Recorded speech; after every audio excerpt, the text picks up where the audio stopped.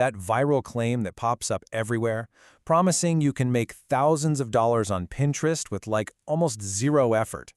It just sounds a little too good to be true. Well, today, we're going to dig into an experiment that puts that very claim to the ultimate 24-hour test. I mean, this is the dream they're selling, isn't it? Just post a few pretty pictures, drop in a link, and bam, the money starts rolling in. It's this super tantalizing promise that a whole new life is just a few clicks away. But, what's the real story behind all the hype? And that's the big question. So, to get some real answers, one creator documented their entire 24-hour mission to go from zero to profit, and they used a really specific and, honestly, pretty clever strategy. So let's find out, is Pinterest some kind of hidden gold mine or just another overhyped side hustle? Okay, let's get into it.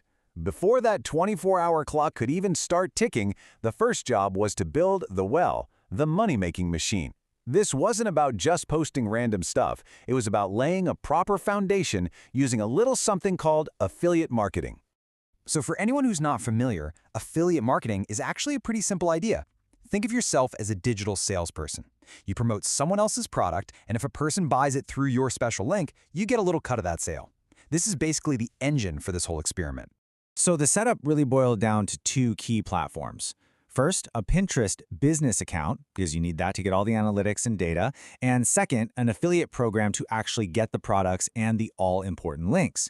In this case, the experiment used Daraz, which is a huge e-commerce site in Pakistan that offers a commission anywhere from 2 to 11%. Now, here's the first really strategic move, and I think this is pretty clever. When setting up the account, choosing creator/influencer as the business type was a very deliberate choice. The thinking here is that Pinterest's algorithm might just be a little more relaxed with this type of account, giving the content a better shot at not getting flagged or restricted. All right, so the account's ready to go. The next big hurdle, content. See, you can't just take a screenshot of a product and slap it on Pinterest. The platform is smart, and its algorithm absolutely hates duplicate content. And this is where a very sneaky little hack comes into play. This is the exact trap that so many beginners fall right into. If you just grab an image from a store's website and upload it, Pinterest can easily flag your pin or, even worse, shadow ban your entire account. That basically means your content becomes invisible to everybody. Your new side hustle is over before it even had a chance to start. And check this out, here's the solution. Instead of using that original screenshot, the creator fed it to an AI image tool, something like Gemini, with a really simple prompt. And what happened? The AI cooked up a brand new, totally unique version of the image. The product is still recognizable, but to the algorithm, it's completely original content. That massively drops the risk of getting flagged. Pretty smart, right? But just having unique images wasn't going to be enough. The actual posting strategy had to be super smart too. The whole goal was to build some trust with the Pinterest algorithm before even attempting to make a single dime. So this is the crucial part, a two-pin system. For any given product, the very first pin was what we'll call the trust builder. It had a title, a description, but no link. It was basically designed to tell Pinterest, hey, look at me, I'm a real creator, not some spam bot. And only after that did the second pin, the moneymaker, go live with the actual affiliate link in it. And they even added one more little layer of optimization. On that second pin, the one with the link, a focus keyword was added into the image's alt text. This is a subtle little SEO trick to help Pinterest search engine understand exactly what the image is about, hopefully giving it a little boost in visibility.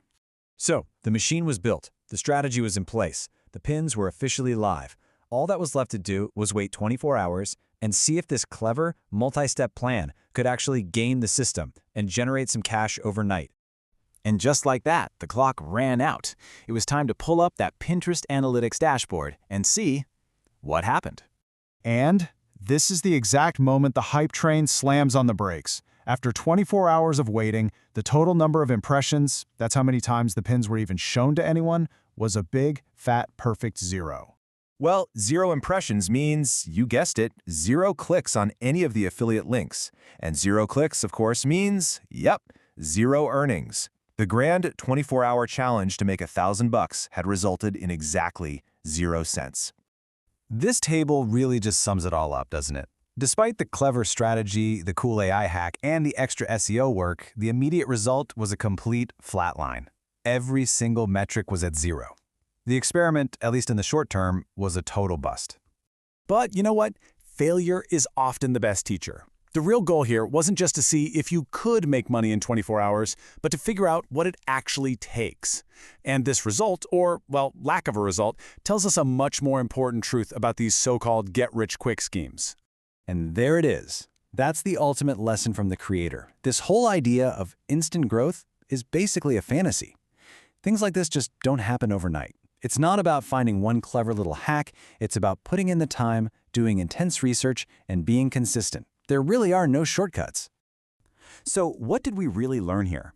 Well, first off, in a 24-hour window, Pinterest barely even knows you exist. You're like a ghost in the machine. Second, the algorithm is designed to reward established accounts that have a history of providing value. That Trust Builder pin was a great idea, but one pin isn't enough to build any real trust. And third, the research has to go deeper. It's not just about finding products. It's about understanding what kind of content people on Pinterest actually want to see and save. But the biggest lesson of all, you absolutely cannot earn money from an audience of zero. The first goal should never be profit. It has to be getting that very first impression. And that kind of leaves us with one last thought. We're always being sold these free ways to make money online. But this experiment proves they aren't free at all, are they?